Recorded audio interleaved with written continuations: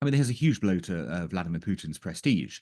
This is indeed the first time since the Second World War when you've had Russian territory really being held by an enemy power. And there have been, of course, skirmishes with China, for example, and which have been debatable as to how they ended up. But those were they're in the Far East, and frankly, those are of little strategic concern compared to this move, which is very close to the Russian heartland. So it's a very significant point. And I think more than anything else, it shows that Mr. Putin doesn't really have a way to end the war. He was hoping he could grind Ukraine down, a war, if you like, of attrition, and force Ukraine to the table as their supplies were diminished and as, Europe and the USA lost interest. Well, what's happened now, of course, is the boot's on the other foot. They're now, essentially the Ukrainians, the ones causing the Russians to worry about what happens next in this conflict and where the Ukrainians might decide to strike next. There is going to be, I think, some repercussions in Moscow as well to have this kind of humiliation. It's a very significant moment for the much vaunted Russian fighting machine, already damaged, let's not forget, by its failure to win in Ukraine back in 2022. So it does, kind of look like the Russian emperor has no clothes, as it were, in this conflict.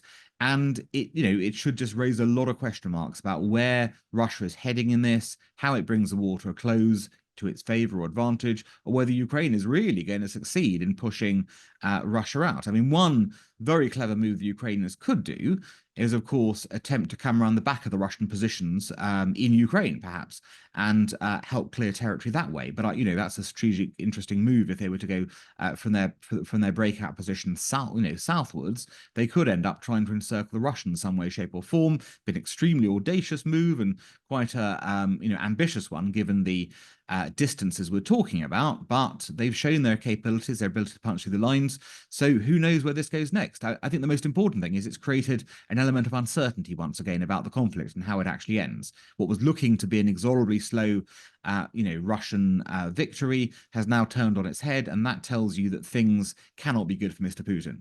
Well, of course, were Ukraine to be able to hold on to bits of Russia it had invaded, this could indeed be a trade-off given to the Russians in exchange for any parts of Ukraine that the Russians want to give back for that. But the real question, of course, though, is this the sort of pressure that's going to lead Mr. Putin to end the war? So far, he's shown no interest in really doing so unless his gains are capitalized. I think what the Ukrainians need to show is a sustained ability to damage Russia, as it were, and really embarrass Russia, for that to then lend itself to some kind of negotiated solution. But the more territory they hold, of course, the more sort of flexibility they will have at the negotiating table, if and when that actually comes to pass. The Russian war aims have evolved, as it were. Initially, it was going to be a walk in the park. We'll take Ukraine in a few days. Then it became a question of, well, we can try and grab as much as we can. Then it's become a much more different conflict. Once that part ended and the Ukrainians were able to sort of start to counter the Russians on the ground, it became then a war of attrition. It's really whose resolve will end first. And in the Ukrainians' case, of course, that resolve is largely tied to Western resolve to keep supporting Ukraine. And so I think Mr. Putin's plan, as much as it were, was simply to wait it out, to say, I can wait longer than you. I can do this infinitely. There won't be a problem. And you Europeans, you Americans are going to give up. And of course, there is a point of danger around the US election. Although I do think that Mr. Trump is making much more friendly sounds to Ukraine than has been the case before, and people may be quite surprised at what ends up being the US stance should he be elected in the Russia-Ukraine conflict. But that is a slight point of danger. But the Europeans have shown their resolve will continue, and the Ukrainians have shown that their resolve will continue, quite importantly as well. That they still insist that they want to win this war. And as long as that's going on, then Mr. Putin can make all the plans he likes for a long, slow conflict, but it may not be in his hands to deliver that. It's a great moment. Ukrainian morale was definitely on the down, given the sort of constant missile attacks, the sort of barely moving front lines, and if they were moving slowly in the Russians' directions. That sort of nothing succeeds, I suppose, like success when it comes to war and in terms of improving morale. And this will have given a huge boost to Ukrainians, because it's showing that the enemy is susceptible. The enemy, is going to be dealt with in return for its own invasion of Ukraine. And that morale boost cannot be discounted as a major factor in how this goes. And conversely, of course, this will harm Russian morale.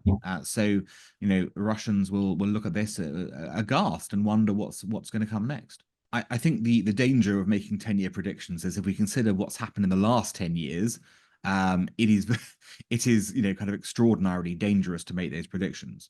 Look, I think Putin, if we want to take it in generalities, though, Putin obviously wishes to keep control of Russia. He wishes to stay in charge of Russia for as long as possible.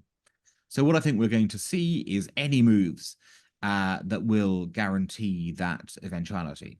The war in Ukraine, as long as it serves his purpose of staying in power, he will continue it. The moment it begins to threaten to destabilize it, I think he will move to end that war with some kind of ceasefire.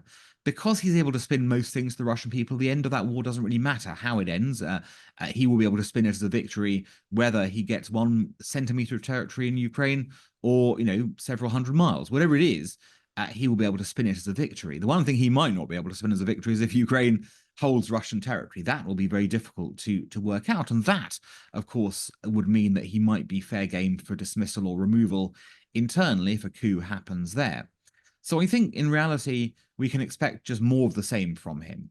A disruptor. He's firmly nailed his colors to the mast. He's not going to suddenly change track and become the best friend of the West. And even if he did, we wouldn't believe it. So his only hope now is to continue on the path he's begun, to try and grab as much as he can for Russia, and in many inventive ways as he will be able to do so. And he'll continue to act as a spoiler in the international community as well, cropping up when we least want him to and trying to cause disruption. Of course, as long as the Ukraine war is going on, his ability to do that elsewhere is somewhat limited.